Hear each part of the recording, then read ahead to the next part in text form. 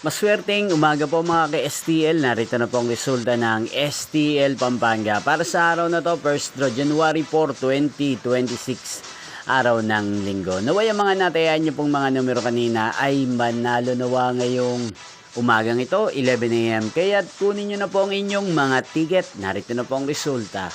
Ang mga numerong nanalo sa STL Pampanga ngayong umagang ito, January 4, 2026, 11 AM.